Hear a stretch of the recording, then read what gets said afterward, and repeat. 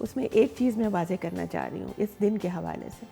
اور وہ چیز یہ ہے کہ یہ دن ہمیں کیوں ضرورت پڑی کہ ہم یہ دن ڈیمانڈ کریں مسلمز یا اس کو منایا جائے. بنیادی طور پہ اس وقت آج کی دنیا میں ہم دیکھیں تو 50 کے قریب ایسے ممالک ہیں جو کہ اسلامی تشخص کے ساتھ موجود ہیں. یا تو وہاں پہ مسلمانوں کی بہت زیادہ تعداد ہے, اور یا ان کی جو گورنمنٹس ہیں وہ اس کے اندر ان کا عمل دخل ہے ریلیجن کا. لیکن اس کے باوجود اس چیز کو تسلیم کرنا کہ مسلمانوں نے بھی کوئی ایک انڈیجنس آرٹ پروڈیوس کیا تھا, اس کا ایک بہت لمبا سفر ہے. اگر آپ تھوڑا سا پیچھے مڑ کے دیکھیں تو 1926 میں پہلا ایڈیشن آتا ہے, ایک بہت مشہور کتاب ہے آرٹ تھرو دی ایجز کی,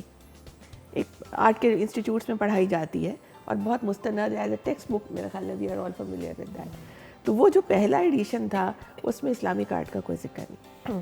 اس کے اندر یورپین آرٹ اور نان یورپین آرٹ کے اندر انڈین آرٹ اور اس طرح سے انہوں نے اس کو کیا. With the passage of time اگر آپ آج اس کا لیٹسٹ ایڈیشن دیکھیں, ان کا وہ کتاب چھپ رہی ہے, ریسرچ بیسڈ ہے, وہ آج اس میں دیکھیں تو آج اس میں اسلامک آرٹ کا اچھا خاصا کمپوننٹ آپ کو مل جاتا ہے. اس سے ثابت کیا ہوا؟ ثابت یہ ہوا کہ آہستہ آہستہ دنیا نے یہ تسلیم کر لیا کہ مسلمانوں کے یہاں پر بھی ایک انڈیجنس آرٹ موجود ہے.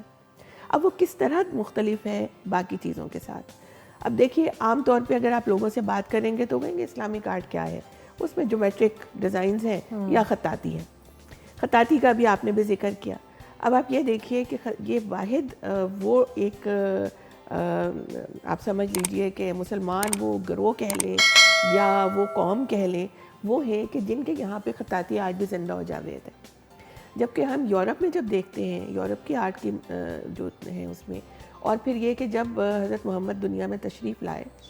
تو اس وقت بھی جو عرب میں لکھنے کا فن تھا وہ اتنا موجود نہیں تھا. یہ 7ویں صدی کے اوائل میں مدینہ میں پہنچا, اور اس وقت کچھ یہودی خاندان تھے جو وہاں پر انہوں نے, اور یہ میں یہ سمجھتی ہوں آج کہ یہ اللہ تعالیٰ کا ایک بندوبست تھا کہ وہ قرآن کو چونکہ لکھی ہوئی شکل میں محفوظ کرنا چاہ رہے تھے تو نظام تو اسی کے کہنے پہ چلتا ہے. تو وہاں پر انہوں نے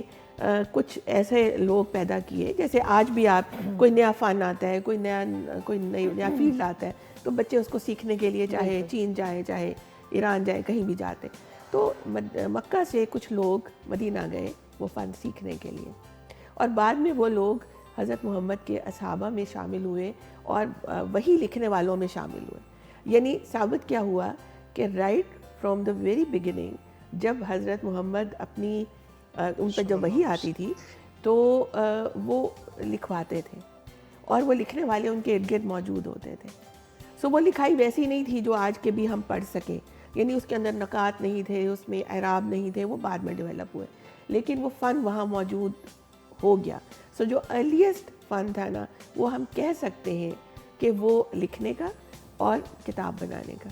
گو کہ اس طرح کی کتاب نہیں تھی, وہ مختلف چیزوں کے اوپر لکھا جا رہا تھا, لیکن یہ بنیادی طور پہ یہ وہ, اور پھر یہ بغیر بریک کے آپ یہ سمجھیے 1400 سال ہو گئے, ہم 15ویں صدی میں ہیں اسلام کی,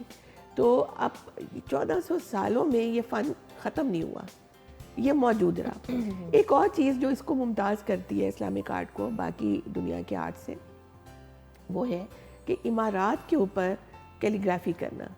اب یہ ہمیں یورپین آرٹ میں بھی نظر آتا ہے, دوسری اقوام میں بھی نظر آتا ہے, لیکن وہاں پر ہمیں اس طرح نہیں نظر آتا. آپ آج کے دور میں دیکھیے, آج آپ اپنے گھروں کو ذرا مشاہدہ کیجئے, شہروں کا, لوگوں نے اپنے گھروں کے باہر بھی لکھوایا ہوتا ہے, کیونکہ ویسے ہی آیات لکھوائی ہوتی ہیں, کوئی اپنے شعر لکھوائے ہوتے ہیں, خوبصورت خط میں لکھوایا ہوتا ہے, ضروری نہیں کہ قرآنی ہی لکھوائیں, کچھ بھی لکھوایا ہوتا ہے. سو اس کا کیا مطلب ہے کہ 1500 سال سے یہ فن موجود ہے, ختم نہیں ہوا, اور کسی نہ کسی شکل میں وہ روایت چلتی جا رہی ہے. اسی طرح جو ہماری مینuscripts کی آپ نے بات کی, تو وہ فن بھی موجود ہے. جبکہ ہم باقی جب ممالک کے جب ہم دیکھتے ہیں تو وہاں پہ یہ بریک آ گئی, وہاں پر 11ویں صدی کے بعد یہ بریک آ گئی, اور اس کے بعد انہوں نے وہاں کی جو موومنٹس ہیں, آرٹ موومنٹس, ان کو ہم دیکھیں تو وہ بڑے اسکیل کے اوپر انہوں نے پینٹنگز بنانی شروع کر دی. اور یہ جو چھوٹی جو کتابیں تھیں, پرنٹنگ پریس آ گیا جب, کچھ کچھ صدیوں کے بعد تو پھر انہوں نے پرنٹ کرنا شروع کر دیا، یعنی ہاتھ سے کتابت کرنا جو ان کی زبانیں تھیں ان میں، اور ہاتھ سے مینوسکرپٹ پروڈیوس کرنا، وہ آہستہ آہستہ معدوم ہو گئے۔ لیکن یہاں پہ ہم دیکھتے ہیں تو وہ چلتے رہے۔ اب میری تو اب چونکہ شعبہ ہی وہ تھا، تو یہاں پر ہم دیکھتے ہیں کہ وہ اس میں بریک نہیں آئی، اور 19ویں صدی تک مینوسکرپٹس جو ہیں وہ ہاتھ سے پروڈیوس ہوتے رہے۔ بالکل صحیح۔ اچھا، اب آج کے زمانے میں اگر ہم اس کو لنک کریں تو آج کے زمانے میں ہمیں یہ پتہ چلتا ہے کہ جو ہمارے جو پرنٹنگ پریسز ہیں وہ بھی انہی جو نمونے ہیں، جو پرانے نمونے، انہی کو کوشش کرتے ہیں کہ ان کو ریپروڈیوس کریں اسی کو دوبارہ، کیونکہ وہ خوبصورت اتنے ہیں نا، خوبصورت اتنے ہیں۔ تو اب اس سے وہ بات وہیں پہ واپس آتی ہے کہ یہ سب چیزیں جب موجود ہیں اور آپ دیکھ رہے ہیں، تو پھر میرا خیال ہے کہ یونیسکو کو یہ ماننا پڑا بحرین کی بات کہ اسلامک آرٹ کا ایک الگ سے دن ہونا چاہیے۔ ویسے وہ فائن آرٹس کا بھی ایک دن مناتے ہیں، یونیسکو کی بڑی کنٹریبیوشن ہے اس میں، لیکن اسلامک آرٹ کا دن یہ 2019 سے یہ شروع ہوا، اور اس کی میرا یہ خیال ہے کہ ضرورت ہے، اور ہمارے تعلیمی اداروں میں بھی اس کو سیلیبریٹ کرنا چاہیے۔